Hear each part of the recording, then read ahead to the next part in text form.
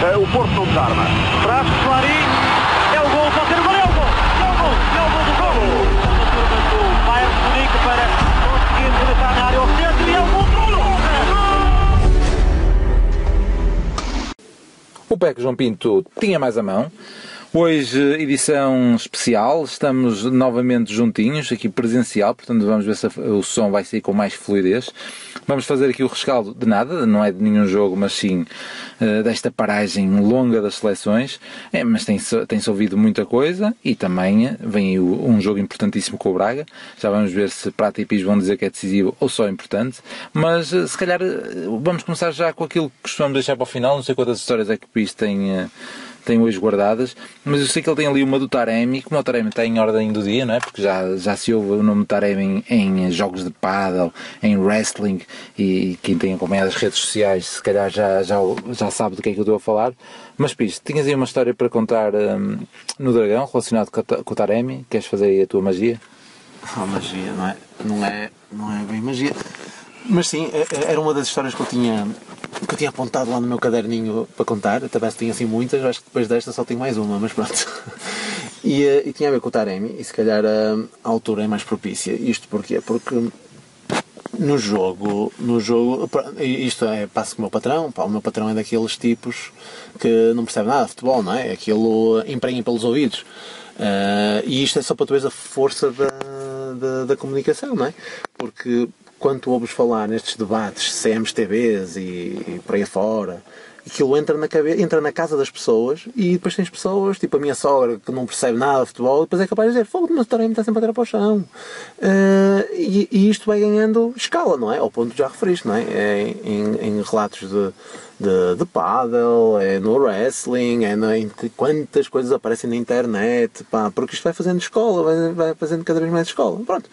E o meu padrão é um bocadinho também nessa cena, não é? Emprenha pelos ouvidos, ele percebe lá quando é penalti, quando não é, se há toque, se não há, bem, enfim, não interessa para nada.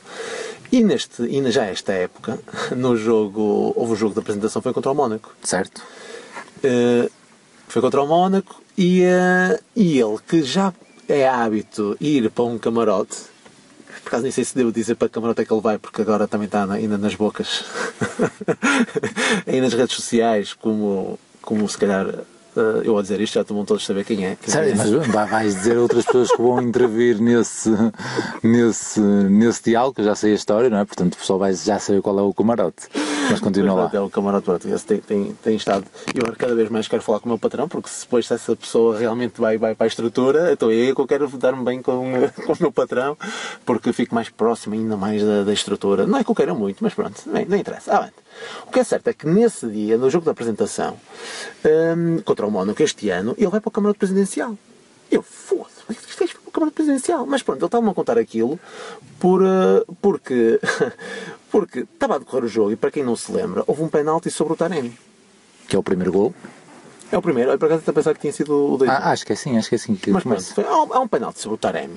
E de facto, no lance corrido, ele diz-me, o meu patrão contar-me isto, e diz-me: opa, o jogo, lá no estádio, o Taremi não pareceu penalti. E eu comentei para o meu lado, para a pessoa que estava ao meu lado, não sei se era o cunhado ou era alguém conhecido, não sei, mas sei que estava lá com a pessoa e disse: pronto, lá está o Taremi a tirar-se para a piscina. Bem, e ele a contar-me isto, não é? Ele a contar-me isto assim na mesa. Bem, o João Pinto, que estava lá, e o João Pinto, quem? Não é? Nós temos aqui esta relação sentimental com o nosso bro, não é? E o João Pinto quem? O defesa do Porto, que eu pensava que ele nem sequer sabia quem era o João Pinto. Eu pensava que ele nem sequer sabia. E ele: sim, pá, o nosso capitão, pá, defesa direito. Bem, ele virou-se para mim, só por me ter ouvido a comentar: lá está o Taremi a tirar-se para a piscina. Eu vi logo que você não era portista. Eu olhei para si, eu disse logo: este gajo deve ser benfiquista. Continuou a disparatar, saiu do camarote e a mandar vir comigo, pá. Coisa maluco. Bom, e isto ele contou-me isto já nessa altura, e pronto, e foi assim. E tu sabes que o pessoal depois tem a mania de, à medida que vai contando cada vez mais coisas, vai acrescentando cada vez mais um conto. E ainda agora tivemos o dia do grupo lá na empresa, e ele a contar ao resto pessoal, ele já estava a dizer que o João Pinto ameaçou bater-lhe. Ele já vai nesse ponto. Mas, e depois ele lá admitiu que, não, pá, só depois de ver na televisão, na repetição, pá, de facto vi que foi penalti e tal, se calhar nem viu nada, mas pronto. Mas só para tu veres que isto emprenha pelos ouvidos, e esta campanha, que é de facto uma campanha, já dificilmente vai sair na cabeça das pessoas, e que o Taremi de facto tirou para o chão. Vá lá que temos os Joões Pintos desta vida a fazer esta defesa, e agora já tens visto alguns, não é? Mas o João Pinto desta vida, pá, olha, ao menos ali no camarote ninguém brinca, foi bom saber isso. E pronto, mais uma razão, Prata, para termos escolhido muito bem a frase que escolhemos, não é? Apesar de não ser de João Pinto, já explicaste que o porquê dele ser o ícone deste podcast, e mais uma prova. E agora estavas a falar de pessoas a defender Taremi e a tentar desmantelar esta cartilha que vai-se ouvindo, e também uma palavra de apreço para o Vítor Bruno.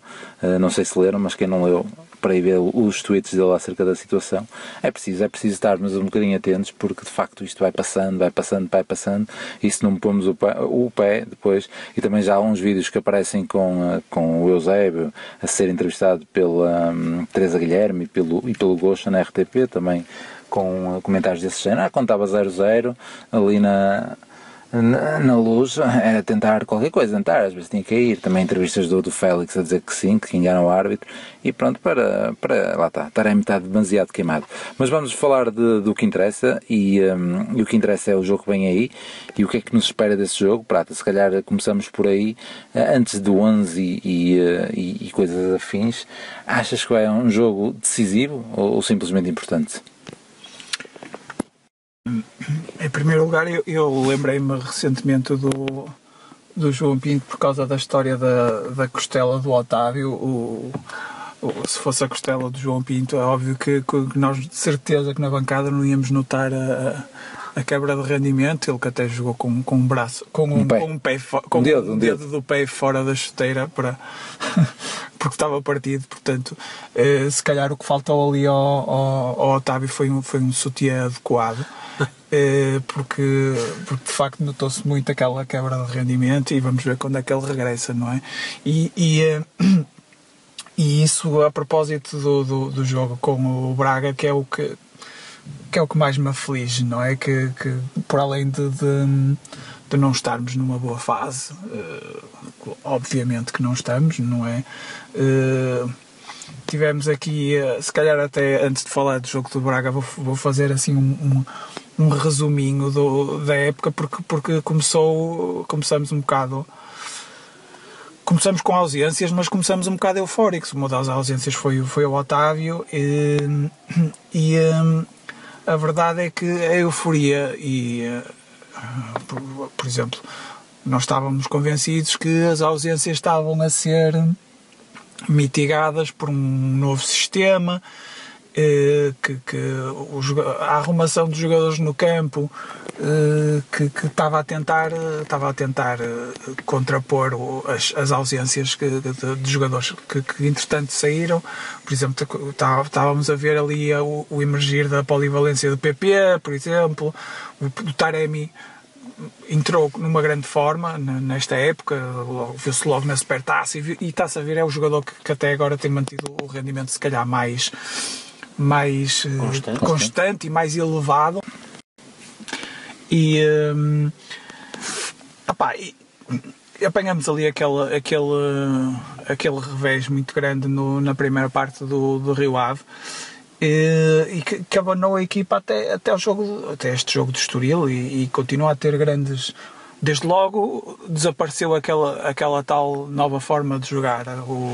Havia malta que falava no losango, pronto, seja o que for, era uma maneira que ainda não tínhamos visto de jogar. E desde logo o Conceição parou com isso. Portanto, teve logo esse efeito. E depois, nós tivemos ali várias hipóteses de recuperar, sobretudo, lembro-me, e não recuperamos, umas vezes por infelicidade, outras vezes por mesmo falta de fibra da equipa, que é uma coisa que preocupa ainda mais. Portanto, sobretudo na parte de infelicidade, uma vitória no Wanda com o Atlético de Madrid tinha-nos posto outra vez estou convencido que tinha-nos posto outra vez no caminho certo, e aquilo não aconteceu, e aconteceu até foi um jogo demasiado azarado, digamos assim, e depois a equipa não conseguiu recuperar. De tal maneira que tivemos o pior jogo. Eu não me lembro de um jogo tão fraco na Champions, se calhar. O Lamas de outra vez falou do Arte Média, mas o Arte Média foi uma parte, não é? Foi uma parte muito má. Este jogo foi todo muito fraco com o Bruges, enfim, ainda vamos nos lembrar deste jogo com o Bruges durante muito tempo, cheira-me, de tão mau que foi. E esse jogo, se a primeira parte do Rio Ave nos tinha abanado, o jogo com o Bruges abanou-nos por completo. É óbvio que no Estoril podíamos ter ganho perfeitamente, mas é óbvio que a sequência de resultados traz-nos para este jogo com o Braga numa posição de alguma fragilidade. Fragilidade pelo momento e fragilidade também pelo que eu estava a falar há pouco, que é a incógnita sobre o Otávio e sobre o Pepe, sobretudo, não é? Esses dois que me parecem peças fundamentais e que, para enfrentar uma equipa que está a ter um arranque de época como não tem há muitos anos, é complicado, deixa-nos um bocadinho, pelo menos deixa-me um bocadinho inquieto, e portanto, desse ponto de vista, acho que é fundamental este jogo. É fundamental porque nos dá a oportunidade de dar uma sapatada eu não gosto de lhe chamar crise, uma sapatada nesta fase menos boa, não é? E lançar-nos para uma sequência de jogos infernal que vamos ter agora até ao Mundial, e que se entrarmos numa espiral de desconfiança, pode ficar já aqui a época muito condicionada. Portanto, é bom, é que depois tenho os jogos fundamentais com o Leverkusen pelo meio, tenho os jogos com o Braga e com o Benfica, portanto, vai-se decidir muito agora. Portanto, acho que sim, acho que este jogo é muito, muito, muito importante. Muito bem. Vamos fazer o segue para o PIS, agora aí esta é a importância do jogo. Eu diria então que estaremos perante um jogo importante, e depois o do Benfica possivelmente decisivo, mais decisivo se este obviamente correr mal. Mas o jogo é já sexta-feira, PIS, com esta pausa para as seleções, e eu ia fazer o segue para começar a pensar então neste 11. Prata já falou aqui de dois jogadores que são as grandes indecisões, apesar de não estarem na seleção. Há uma terceira que é o Uribe, que em princípio vai chegar tarde a mais horas da seleção. Achas que não se lesiona até lá? Lá está, se fosse João Pinto, de certeza que se lesionava, não é? Mas não, ainda por cima é um jogador que está em processo de reza às lendas, que está numa negociação difícil de renovação de contrato, portanto deve-se estar a marimbar, não vai fazer o esforço, cheira.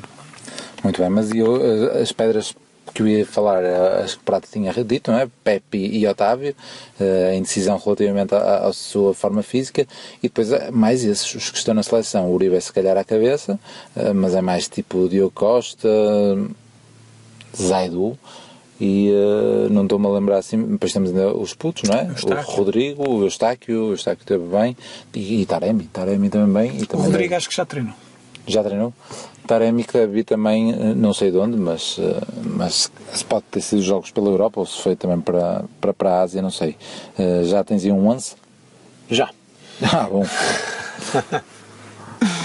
Não, e antes de dizer o 11, eu acho que este jogo acho importante, mas também acho que é o melhor jogo que pode vir para o Porto, porque é o jogo que pode nos meter outra vez no trilho, porque se é um jogo contra uma equipa Rainha Alzazita, daí não te pode motivar grande coisa, só se desses 10-0 ou algo do género, porque contra uma equipa normalíssima, tu tinhas de ganhar e ponto final. Quanto ao Braga, pronto, pá, já é encarado como quase está ali a equipa imediatamente a seguir aos grandes. Neste momento está à tua frente e tu sabes que ganhando, pronto, é mais um lugar que alcanças, e pode ser isso que pode dar confiança para o resto não é para o resto do campeonato, mas para os próximos jogos importantes, como o Prata já referiu. Portanto, o meu 11 seria Diogo Costa. Acho que ele vai manter o Rodrigo a defesa direito. Manafá não é hipótese? O Manafá para mim já era hipótese. Aliás, eu tinha posto a titular contra o Estoril. Dois jogos pela B, agora o período todo sem ir à seleção. Sim, mas E um jogo completo pela B. Mas a experiência ou o passado diz que é preciso agora o Rodrigo enterrar para sair. E eu, apesar de não ter visto a segunda parte contra o Estoril, pelo que eu li, não foi dos piores, ou não teve mal. Rodrigo, então? Rodrigo, Pepe, David Carmo, Zaidu. Acho que vamos mudar o sistema tático. Vamos mudar, estamos habituados já com 2 pontas de lance. Acho que vamos jogar só com o Taremi. Vamos jogar em 4-3-3. 4-3-3 já sabes que depois pode haver aquelas alternâncias todas, mas pronto, só com o Taremi. No meio campo para mim vai ser, e lá está, vou dizer meio campo, e pode haver muitas alternâncias. Uribe, Eustáquio, Otávio, se puder jogar. PP e Galeno. E portanto as grandes variações também que pode haver vai ser ali na direita, podendo descair o Otávio, podendo ser o PP, podendo depois lá está o outro a fazer as tais inversões pelo meio. Pronto, dá para virar muito, mas é esse. Muito bem, eu vou aproveitar para ler também aqui o pessoal que escreveu no Twitter. Deixa-me só confirmar se isto ainda está a gravar. Parece que houve aqui um problema técnico com o telemóvel a despenhar-se, mas está tudo ok. E antes de passar ao Prata, vou ler também já aqui alguns 11. Filipe Pereira também, nós tínhamos tweetado para dizer que íamos falar no 11 e se calhar falar um bocadinho também do plantel, e para o pessoal mandar alguns bidaites, e alguns já mandaram com o próprio 11. Gosto muito aqui da resposta do Barba Rija, que diz 11 para o Braga: Pai Nosso que estás no céu, santificado seja o vosso nome, etc, etc. Com este toque de humor. Depois temos o Filipe Pereira que diz: se o Sérgio apostar numa defesa a 3, ia com Diogo, Pepe / Fábio, David Carmo e Zaidu. Depois PP, Gruitch, Eustáquio, Galeno, Verón, Taremi e Evan Nilsson. Pelo menos tem-se ouvido alguma especulação sobre essa possibilidade de jogarmos com uma defesa a 3, ou pelo menos que se tem treinado com uma defesa a 3, destas whatsappadas que temos tido por aí. A ver, vamos. E capa do jogo também. Se calhar então ajuda. Não dá a par da parte da capa do jogo. Depois temos o DC, que é o Tugão Bwin. Adivinhar o 11 será difícil devido à paragem das seleções e muita coisa pode acontecer. Mas, e que tal adivinhar o sistema tático? Pelo que parece, o Porto fez um jogo de treino com o Varzim e utilizou uma defesa a 3. O que acham? Acreditam nessa mudança tática contra o Braga? E então, ainda me falta ler mais um, se calhar vou já acabar, mas até vou aproveitar nesta deixa do DC, de Madara Falcon Quest, que diz: se ainda for a tempo, acho que vamos ter de ganhar, não é? Portanto, espero um 11 que garanta não sofrer golo. Antes de mais, pois sei, na prática espero um 11 recuperado animicamente dos últimos 2 jogos. E é isso. Não vejo a hora. Ansioso por sexta-feira. Penso que está tudo. E a Prata ia-te dar essa deixa se veio no jogo. Será que também foi areia para os olhos da equipa bracarense? Ou dos olheiros do Braga? Pois, pode ser. Nós andamos muito nessa de esconder que o Otávio está bom ou esconder que o Otávio está mau. É daquelas coisas. Mas eu acho que eu percebo que a malta, que uma das formas de olhar para a equipa é tentar que esteja, que até é uma sugestão do Mother Conquest, não é? Que primeiro tentar não sofrer, não é? Eu acho que é limitador para o Porto, sobretudo num jogo em casa com o Braga, e acho que não sei até que ponto iríamos estar mais seguros, como E ali estamos a falar de 3 defesas, estamos a falar de 3 centrais, não é? E acho que o que pode estar na cabeça das pessoas é tentar aproveitar a velocidade do Galeno de um lado e do PP do outro, não é? Mas deve ser mais nisso que as pessoas estão a pensar ao ter os 3 defesas. Opa, eu sinceramente não me importo que esse seja o sistema, mas que, gostaria que isso fosse minimamente trabalhado, que tivesse sido minimamente testado, mas custa-me discutir isso porque nós só vimos um jogo na pré-época, não é? Portanto, sabemos lá se isso foi testado, sabemos, não é? É daquelas coisas. Sabemos, a única coisa que sabemos é que foi testado agora com o Verting. Eu sou, já falamos sobre isso aqui, eu sou um bocado contra estas revoluções e essas... está a correr mal, vamos mudar tudo. Não acho que seja... Acho que devemos tentar simplificar um bocadinho. O PIS deu aqui uma dica de um 11 que me parece que era uma maneira de simplificar as coisas. Não me parece que eu mudasse muita coisa ali. Tentar ali, pelo menos na frente, trocar-lhes as voltas, pondo uma frente mais versátil e mais veloz, porque o Braga parece-me que é uma equipa um bocado, pelo que eu vejo, é uma equipa um bocadinho desequilibrada em termos dos valores na frente e os valores atrás. Tem sido sempre assim nos últimos anos, mas acho que este ano está ainda mais desequilibrada. Eu vi pouco do Braga, mas vi ali um jogo com o Vizela em casa e pareceu-me claramente ali atrás, se não era o guarda-redes a safar aquilo era um passador naquela segunda parte. Portanto, acho que nós temos de estar mais preocupados em atacar os pontos fracos do Braga do que estar a juntar, estar preocupados em não sofrer golos e sofrer golos, nós não temos sofrido assim tantos golos, com exceção, vamos excepcionar o jogo com o Bruges, porque aquilo não foi nada, não é exemplo para nada, aquilo é para lembrar, que é para não esquecer, basicamente, é isso, é para recordar, para não voltar a acontecer. Nós temos concedido muitas oportunidades. Temos concedido mais oportunidades, mas eu acho que é importante, neste momento, e não tem sido feito, e é uma crítica que eu posso apontar, é importante estabilizar a dupla de centrais no Carmo e no Pepe. Seria muito importante já estar estabilizada. Não foi possível, cheira-me por limitações físicas do Pepe, viemos saber agora na seleção, portanto não foi possível, ok, tudo bem, mas acho que é importante no futuro estabilizar, mais do que pôr mais defesas centrais, estabilizar aquela dupla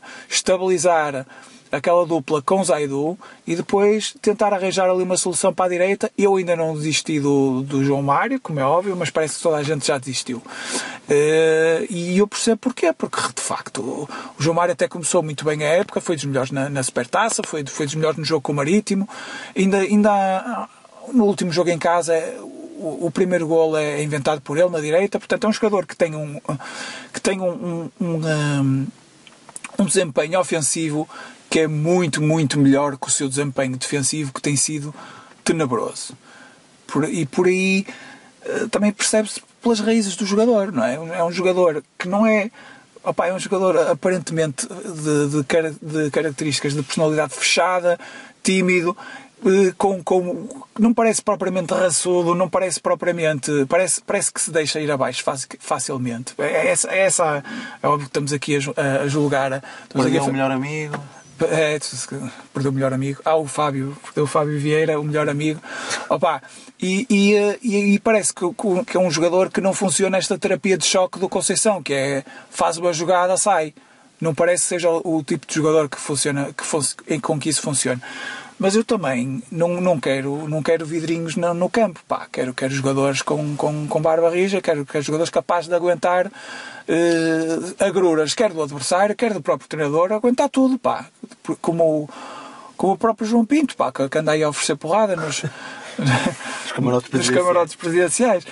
Portanto, mais pela questão anímica, eu não quero o João Mário a ser para já, não é? Portanto, por aí eu concordo, por muito que eu não acho que o Rodrigo seja uma solução de de médio prazo sequer, pronto, pode ser que seja de curto prazo, mas eu acho importante. Há uma coisa que eu não tenho gostado muito, e há uma das coisas que eu acho que também tem contribuído mais do que os centrais também para as oportunidades que o adversário nos tem criado, que é, eu sinto o Uribe a apagar muitos fogos, sinto pouco apoio ao Uribe, e se calhar mais do que tentar reforçar a retaguarda, eu se calhar punha ali uma outra solução de apoio ao Uribe. Essa solução pode passar por um outro posicionamento do Eustáquio, eu admito que sim, mas se calhar pensava mais no Marco Grujic para essa posição, e se virmos que o Grujic está a render melhor naquela posição do Uribe em si, vamos experimentar aqui. Temos uma série de jogos muito complicados, em que o adversário em princípio pode nos causar bastantes problemas. Acho que podemos tentar até com o Grujic um bocadinho atrás e o Uribe naquela posição, aquela primeira posição em que o vimos jogar e ficamos maravilhados, que foi naquele jogo Olympiacos. Não, no jogo na Luz. Foi o primeiro grande jogo do Uribe que eu me lembro. Do Uribe, não. Do Uribe. Certo. Do Uribe ou do Uribe? Do Uribe. Só que então... Mas jogar ou seja, um bocadinho mais à frente, ok? Não tanto naquela posição. Provavelmente o Danilo jogou nesse jogo a 6. Na altura tentávamos jogar um bocadinho duplo pivô, mas claramente o Uribe aparecia mais à frente. Portanto, essa pode ser uma solução a testar, sobretudo se em termos de criatividade estamos a fazer, como diz o Pizzi, e estamos a dar ali o meio ao Otávio, não é? Ou um jogador como o Otávio, ou um André Franco, ou uma coisa que o valha, não é? Pareceu-me, sob esse ponto de vista, pareceu-me que é difícil, e já estou a alongar mais um bocadinho como de costume. A questão do nosso 4-4-2 com o Otávio ali a fazer de joker parece uma coisa que funciona com o Otávio. No Estoril, na primeira parte, tentamos pôr o Franco nessa posição e ele pareceu sempre um bocado perdido, pareceu-me que estava com dificuldade em interpretar aquilo, porque também não me parece fácil de interpretar. Eu acho que, não havendo Otávio, acho que temos que ir para uma solução mais simples, tipo um 4-3-3, onde é mais fácil interpretar os posicionamentos. O 4-3-3, os miúdos jogam em 4-3-3 na formação toda, portanto, é mais familiar para eles, não exige tanto taticamente deles. Portanto, sem Otávio, simplificar um bocadinho, sempre com um 4-2-3-1 ou um 4-3-3, com Otávio, ok, aí já podemos jogar com o tal esquema que nós tão conhecemos, mas sempre estamos no meio campo um bocadinho mais de características defensivas, como o que eu propus há bocado, Otávio mais pelo meio e claramente a 10. Acho que são essas as nuances que eu queria lançar para o jogo de Braga, isto dependendo de Otávio estar ou não estar, não é? Por isso é que eu digo, se não estiver Otávio, sempre 4-3-3, porque acho que temos que pôr ali uma posição ali de... Pode ser o Franco, pode ser alguém por dentro que não, mas sempre dar alguma criatividade ao meio. Se jogarmos sem Otávio, jogam os dois trincos, eventualmente, com o Uribe um bocado mais à frente, e juntar mais criatividade, sempre. Se o Otávio estiver bom, aí sim concebo que jogarmos no 11 habitual. Com o Evan Nilsson e com o Taremi na frente e o Otávio a fazer de falso ala direito com o PP do lado esquerdo. Muito bem. Portanto, Pizzi, visto como é que se faz, não é? Tentar adivinhar o 11 é falar um bocado de tudo. A partida Prata vai ganhar desta vez porque disse um bocado de tudo. Eu também ia aproveitar a tática do Prata porque o que eu queria dizer relativamente ao 11 que eu acho que vai... Mas eu posso dar um 11. Pronto, queres concluir? Então? Não, posso dar, se quiseres.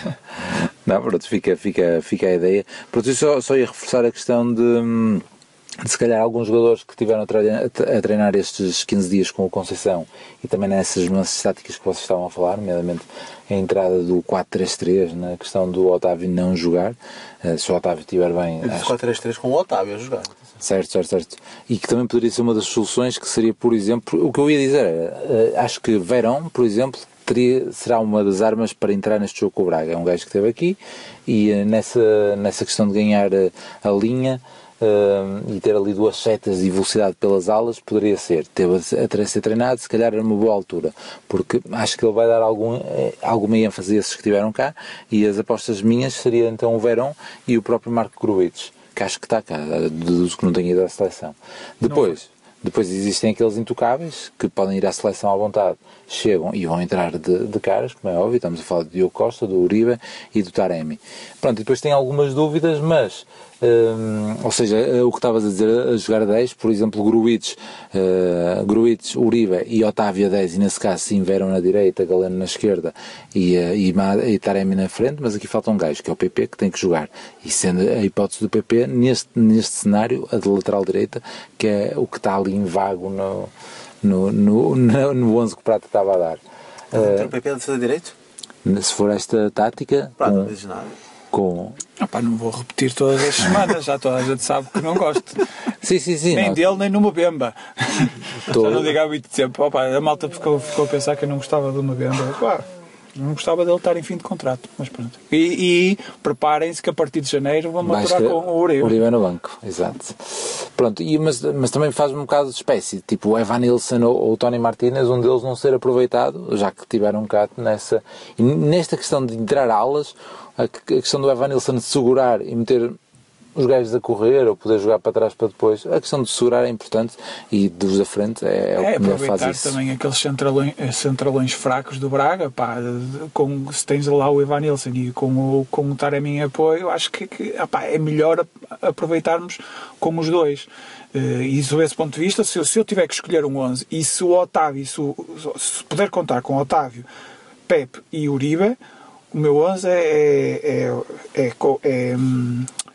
Diogo, Manafá, Pepe, Carmo, Zaidu, Grujic, Uribe, Otávio na direita, PP na esquerda e Taremi no apoio a Evan Nilsson. Se quiseres que arrisque um 11, é esse que eu arrisco. Sim, esse parece-me ser o mais provável. Com centralões daqueles sem jogar na velocidade. Pode ser também, mas eu acho que... E laterais. Porque é aquela questão da nossa pressão. Eu tenho a ideia que nós pressionamos melhor com o Taremi e o Evan Nilsson na frente e com o PP a chegar. Acho já no Estoril, já na segunda, no início da primeira parte já se viu qualquer coisa, e depois, como o Pisa até disse bem, depois desapareceu um bocado isso e o Estoril começou a fazer o que queria, mas também já no início da primeira parte e no início da segunda parte começou a voltar-se a ver a possibilidade que esses três têm de fazer miséria na defesa contrária, sobretudo na pressão à saída. E é sob esse ponto de vista que eu acho que nós podemos aproveitar mais. Eu não estou a pensar nas fífias dos gajos, não estou nas fífias dos gajos virados para o jogo a defender. Estou a pensar nas dificuldades que eles terão na saída e eles... pelo menos pôr os gajos a bater a bola para a frente e esperar que eles não joguem com o Vitinha na frente, porque nesse jogo o Vitinha na frente é possível que cause alguns problemas se eles começarem a bater na frente, mas lá está, basta cair no lado do Pepe que já temos o assunto controlado. Muito bem. Pronto, e agora podemos nós brilhar, já damos aqui um cheirinho do que prevemos para o jogo contra o Braga, e podemos brilhar com os 30 minutos, ou muito perto disso. Parece sempre bem, temos mais assuntos a desenvolver. Tens mais alguma história, Piche? Não tenho mais. Agora alguma para a parte final? Não tenho mais nenhuma história. Sabes, mas queria voltar ainda a um tema que não está na moda. O Prata já falou, nós já falamos sobre isso lá da camisola do miúdo. E eu achei piada num destes programas foi o Ricardo Araújo Pereira, que estão a comentar, e pronto, lá está, este pessoal que não percebe muito da bola, mas eu não estou a desculpar o Ricardo Araújo Pereira, porque esse percebe da bola, porque vai a todos os jogos, é doente pelo Benfica, portanto é um bocadinho como nós, mas os outros não percebem nada, não é? Todos que comentam isso do futebol, então indignam-se todos de, coitadinho, o menino tem direito a ver o jogo. E tu próprio lá já falaste disso, do pai da criança no Estoril, que também não tem assunto nenhum ir com a camisola do Porto, não sei o que mais. Mas fiquei um bocado passado com o Ricardo Araújo Pereira, porque ele a comentar isso, em vez de compreender, se calhar, o que estava por trás de toda esta situação, foi dizer, não pá, contou, não sei se vocês ouviram isto, mas ele no fundo contou um episódio que viveu isso no Estado da Luz, no Benfica Porto, em que ele está a ver o jogo no lugar habitual dele, que ele diz que já tem desde que o coisa existe, desde que o Benfica existe, o Estado da Luz existe, ou assim do género. Ao lado estava com um pai benfiquista e o filho portista. Um com a camisola do Benfica, outro com a camisola do Porto. Pá, e estavam a ver o jogo normalmente, pronto, mete aquelas piadas pelo meio, a dizer que há alguma coisa que correu mal na educação do miúdo, ele está com a camisola do Porto, o que é certo é que o Porto marca um golo e ele cumprimenta o miúdo, parabéns. Entretanto o Benfica faz o golo e o miúdo cumprimentou o Ricardo Araújo Pereira, deu um passo bem, e depois o Porto acabou por ganhar 2-1 este jogo e tal, e pronto, e pá, é assim que devia ser e tudo. E eu, foda-se, mas ele está a passar a mensagem para quem quer ouvir, para todos estes gajos que não ligam nada a futebol, está a passar a mensagem que no Estado da Luz as coisas passam-se assim. Pá, isto é totalmente ridículo, meu. As pessoas têm que perceber que isto no mundo ideal, não é? No mundo sem fome, sem guerra, sem nada, isto era excelente, não é? Estávamos a ver um jogo e éramos todos amigos e não dizíamos asneiras e íamos todos depois para casa, todos felizes da vida, mas a regra existe para educar as pessoas. Como tu vês montes de regras que estão instituídas na nossa sociedade para educar as pessoas. Eu lembro constantemente quando íamos às compras e davam sacos de plástico no continente. Já não é normal isto, não é? Mas eles atiravam sacos de plástico para tu meteres as tuas compras e tu até trazias a mais. Que já servia para o lixo, já servia para meter as chuteiras no saco e levares para o treino. Apanhar o cocó do cão. Apanhar o cocó do cão. Não, nessa altura não se apanhava o cocó, não é? Mas mesmo lá em casa dava jeito, pá, não é? Que eles faziam no jornal e depois metias na estaca plástica e ia. Opa, e tendo em conta que nós somos uma merda em termos ecológicos, não é? Opa, decidiram taxar os sacos, acabar com isso, não é? Obrigou-te, opa, foi mais uma regra instituída, porque tu, opa, não tens formação, não tens cultura, não tens educação, opa, não tens, e és obrigado, agora que remédio, não é? Não andas a comprar, dê-me 20 sacos. Para depois, não, pá, olha, foste obrigado a mudar de comportamento. E pá, isto que existe aqui, embora não seja o mundo ideal, não seja perfeito, é uma regra que defende os adeptos. Que é para não irem feito otários para o meio de bancadas completamente repletas e sujeitos a levar no focinho. Portanto, se eu entendo que estes intelectuais que comentam nas televisões, pá, entendo que não percebam um caralho que se passa numa bancada de futebol, não compreendam as emoções que estão numa bancada de futebol. Opa, um gajo como o Ricardo Araújo Pereira a tentar enganar as pessoas, que um gajo vibra com aquela merda, que até quando fazia programas a seguir uma derrota do Benfica não conseguia disfarçar a azia, já me custa mais um bocado. E portanto, toda esta hipocrisia que existe à volta depois do futebol e destas coisas, mete-me um bocado de impressão. Mas pronto, olha, foi uns dias simpáticos, o Porto não perdeu pontos, fiquei contente por isso. Para antes de mudar de assunto, deixa-me aproveitar, porque tu por acaso na semana passada não vieste jogar aqui e não vou acrescentar muito mais sobre esse assunto, porque é o que falei da última vez, ou seja, se tu olhares a nu, é indefensável algo do género, e tal, tirar a camisola do miúdo, ou os miúdos não poderem ver, ou estarem duas pessoas do mesmo clube a verem jogo junto, do mesmo clube, não, de clubes diferentes, a verem determinado jogo. Lá está o tal mundo ideal, o mundo cor-de-rosa, isso é tudo muito bonito. Vejam numa sala qualquer, pá. Vejam na sala da casa dele. Querem estar vestidinhos, querem estar equipadinhos. Certo. Vejam na sala. Pronto, mas eu queria dar-te mais um episódio que se calhar tu não sabes, porque lá está, como vieste na semana passada, mas eu e o Prata comentamos isso porque, depois nós vimos a discrepância em termos de comentários sobre esta situação, mesmo a dar as notícias, porque aconteceu ao Benfica, depois aconteceu ao Porto, e nós como portistas depois, nós se calhar dava menos importância, não sei o que mais. Mas eu nem queria ir muito por aí, mas só queria comparar uma das situações que eu fiquei mesmo indignado, que até comecei a insultar no carro enquanto ouvia isso. Eu tinha a certeza que, quando até fui eu que puxei o assunto, eu tinha a certeza que tinhas ficado indignado. Mas completamente. E então, estava a falar do podcast, e é o podcast do Mais Futebol, não é do Mais Futebol, é agora... É do Sport TV, portanto, futebol é momento, não é?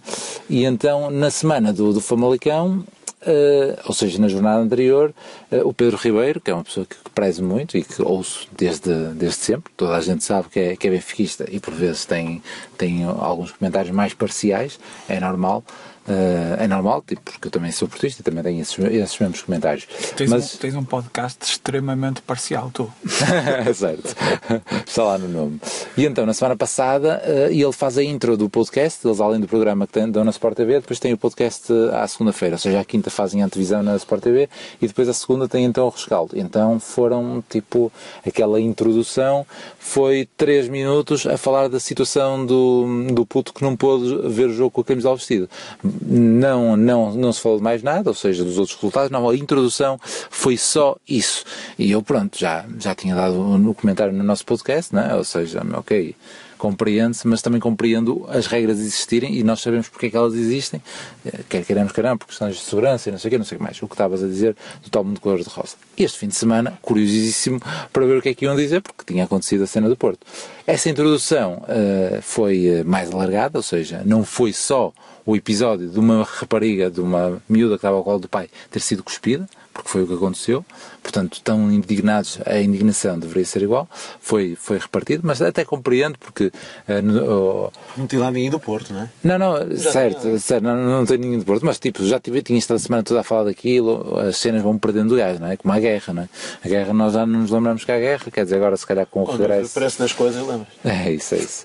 Pronto, e então, mas o que mais me indignou, e que então comecei a insultar por toda estava a chegar para aqui, comecei mesmo, a sério, fiquei mesmo cego. É que eles estiveram depois então a comentar a situação do Estoril, e pelos vistos todos eles tinham conhecidos no Estoril, e vieram com este argumento, fiz. Eu recebi alguns telefonemas, eu até achei estranho aquilo estar a acontecer na Moreira, porque as pessoas lá são sempre 5 estrelas, eu até achei estranho. E depois lá me disseram que é um estado com fundações, com... Ou seja, vieram com o argumento que lá isso não acontecia, e depois vieram com o argumento mais estúpido possível, que foi, mas também temos que dizer a verdade, os relatos que ouvimos, é que o pai da criança teve um comportamento inadequado, e estava a provocar, e estão a brincar comigo. Teve um comportamento. E a outra história de Famalicão? Será que o pai da criança não chegou lá e começou a mandar bico segurança de cima a baixo, rasgou-lhe, mandou nomes? Começaram a pôr. Aliás, ou seja, reza a lenda que a história da criança estar mesmo de tronco nu foi de propósito. O pai insistiu que ela fosse vista de tronco nu porque lhe sugeriram essa situação. E óbvio que não é. Ele podia ter resolvido aquilo de outra forma. Podia ter ido comprar uma camisola. O que é que tu farias? Podia ter ido para a bancada do Benfica, como foi proposto? Se me acontecesse isso, eu primeiro nunca estaria nessa situação, Claro, porque nunca sujeitaria o meu filho ou as minhas filhas a isso. Mas mesmo se me acontecesse isso, eu não ia pôr o meu filho em tronco nu a ver um jogo, não. Eu ia para casa, caralho. Claro.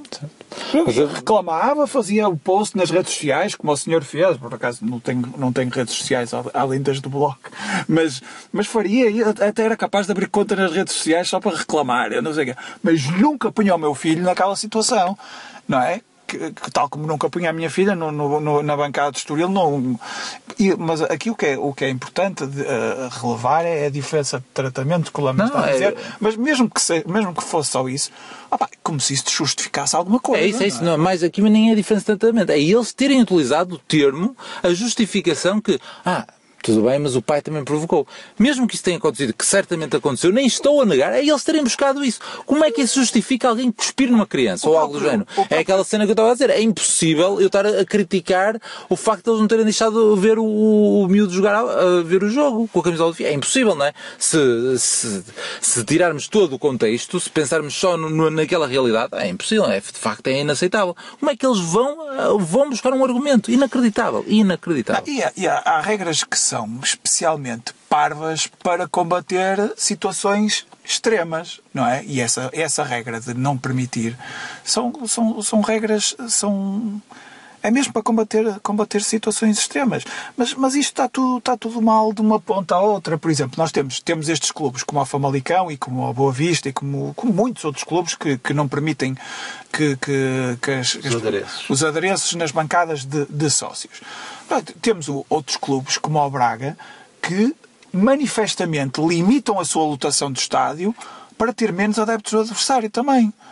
por exemplo, tinham condições para ter muitos mais adeptos do adversário e limitam-nos constantemente. Fizeram no jogo com o Sporting este ano, fizeram no jogo do... O Boa Vista também faz isso. O Boa Vista também faz isso. Fizeram no jogo, mas o Braga tinha melhores condições, porque o Braga tem uma bancada inteira em cima que normalmente está vazia. Eu amanhã vou confirmar se a bancada está boa. Eu vou precisamente para esse sítio onde estava. Vimos recentemente fotos do União de Berlim que estava muito mais gente naquela bancada do que estava gente do Porto ano passado. Podiam levar tochas. E estávamos a caminho do título, ainda por cima gajos a portarem-se muito pior. Aquilo parecia um jogo na Grécia, aquela parte de cima da... Portanto, não é só... vamos relativizar. Há muitas coisas erradas nestas organizações de jogo, mas aquilo é por algum motivo. É porque o passado conta-nos histórias e nós estamos a preparar para que estamos a tentar antever para que não aconteça.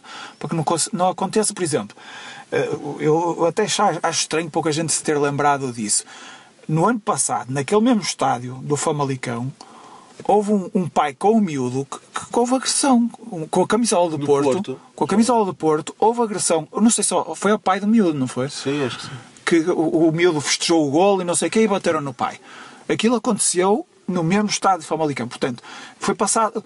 Ou seja, se tivesse sido cumprida a regra que foi imposta agora ao tal pai da criança, se fosse cumprida no ano passado com esse puto do Porto, não tinha havido agressão, por exemplo. Não sei se não foi cumprida. Acho que foi a questão de ele ter festejado. O puto não estava... A ideia que eu tenho é isso, é de terem festejado. Pois, é possível. A regra até pode ter sido cumprida, mas... Pronto. Mas o próprio adereço ajuda a identificar os gajos que potencialmente vão festejar ali, não é? Portanto, vamos ser claros nesta discussão, é que ninguém gosta que haja esta rivalidade e que não haja estas condições para as pessoas estarem a ver o jogo ao lado uns dos outros. Mas toda a gente conhece que a natureza do futebol é a rivalidade. E a rivalidade é que transforma o futebol no jogo mais jogado no mundo. Não é o futebol americano, não é o cricket, não é o basquete, não é nada. É o futebol. O futebol em si vive destas rivalidades. É isto que torna o futebol tão importante para as pessoas. E é isso que torna... Nós estamos sempre a dizer na bancada à nossa volta, é incrível como 90% desta bancada não percebe um corno de futebol, mas toda a gente adora o jogo tanto como eu adoro. E por isso é que é um desporto extremamente democrático de ver. Mas não é muito democrático nessa parte, porque cria as rivalidades, cria escaramuças. É natural do próprio jogo que movimenta massas. As regras, a partir do momento que percebemos que o potencial para a escaramuça é muito grande, que surgem estas regras que pecam por excesso e que vão criar sempre estas anomalias da criança que tem que ir em tronco nu, do gajo que tem que retirar a filha porque está a ser cuspido, apesar de ser um mal educadão de caraças, de certeza que estava a insultar os gajos de Estoril. Dizem os gajos do mais futebol, eu não vou... Agora não é mais futebol, agora é... sim, eles têm conhecimentos, eles lá todos... Mais gajas que provocam, não é? Vão de mini-saia e depois à espera de quê? Exatamente. Eles vão todos almoçar à mesma esplanada lá em Cascais. Mas é um bocado... é uma conversa longa, mas eu às vezes fico mesmo, quando estas coisas de clubes, eu fico mesmo na dúvida se eu deveria dizer tudo o que penso em termos de tentar ser um bocado racional e não sei o quê, porque eu sei que tentando ser racional e apresentando uma posição moderada, sei que a maioria do outro lado não a vai apresentar, portanto mais vale eu não lhes dar argumentos, não é? Nestas coisas é mesmo, enfim, esta diferença de tratamentos é eterna e que também tem que alimentar um bocadinho a nossa reação e espicaçar um bocadinho este jogo com o Braga, estas pequenas coisinhas. É a tática Mourinho de fazer pósteres e espetar isto no balneário, espetar este vídeo em loop no balneário, este vídeo do gajo comentador de pádel, pá, que é uma profissão que eu não... Pronto, tudo bem. Deixa eu ver aqui mais um argumento para ver se chegamos a uma hora de... Não esqueça que tenho que juntar o primeiro fecheiro que foi abaixo. Portanto, então. já devemos estar mais ou menos perto de uma hora. Sim, mas eu percebo, eu não percebo é como é que comentadores de pádel e de wrestling não têm um bocadinho mais de tino, pá. Pensava que era gente com bom gosto e gente em condições, pá, porque realmente... Mas pronto, agora já sou eu a rebaixar a profissão dos gajos, pá. E o Lamas vem a Braga fazer o que é, amanhã? Olha, mas eu vi... Vou finalmente ver o jogo em família, percebes? É a única maneira de ir ver o jogo em família, porque nós nem em família vemos em casa, quanto mais ir ao estádio em família. Eu depois do que disse na semana passada, cometi o sacrilégio de ver a primeira parte com a Chequia. Vi a primeira parte. Sim. Boa. Opa, já não via um jogo da seleção. E viste o teu menino Diogo Dalot a fazer coisas bonitas. Opa, o Dalot é uma dor, pá. O Dalot que é daqueles gajos que eu hoje aproveitei. Estava a saber que ia ser isto, pá. Mas está a demorar. Demorou até chegar a este nível, de facto. Isso é muito cedo. E vai ser titular. E eu hoje aproveitei e meti no Twitter a foto da carrinha do Fintas, que é o clube onde ele se iniciou lá em Braga, e que todas as manhãs me deparo com ela, porque quando vou levar a minha filha à escola, aparentemente a pessoa do Fintas deve dar aulas de educação física na escola da minha filha, algo desse género, e então apanho sempre a carrinha que o Diogo Dalot pagou para o Fintas, ou seja, foi ele que financiou, e está lá a carinha do Diogo Dalot, com o número 9, a dizer Dalot. Com que idade é que ele financiou a carrinha velha para cá? Não, comprou agora, acho eu. Agora, então, não sei. Pelo menos foi a história que me venderam. Ainda foi com o salário. Ainda foi com o primeiro salário do Porto, provavelmente. Devia ser fraquinho, por isso é que ele saiu por meia dúzia de termosos. 20 milhões não foi mal, o que temos visto. Sim, é verdade. Não foram 5. 22, não é? Foram 22. Olha, e vamos então terminar. Já estão aí a falar das rivalidades, também estão aqui a chatear-me a cabeça para fazer aí a antevisão do Porto Braga, aí no JN, portanto se calhar vai aparecer a minha fuça por aí. Fiquem atentos também. Não é, o que está a sair é a tinta que está a sair toda aqui da carrinha. Estou agora aqui a ver, muito bem. Conseguiste confirmar o ano? Já tive aí um tweet. Já tive um tweet a confirmar que eu fiz borrada aí a tapar a matrícula. Mas estavas a dizer que vais aparecer no JN, não? É possível. Vamos ver. Tenho-me chateado aí a cabeça para o efeito. Rivalidades internas. Internas não, familiares. Mas não é com a minha esposa, que ela não é do Braga, é do Benfica, ok? Pronto, vamos despedir. Abraço. Tchau aí. Tchau.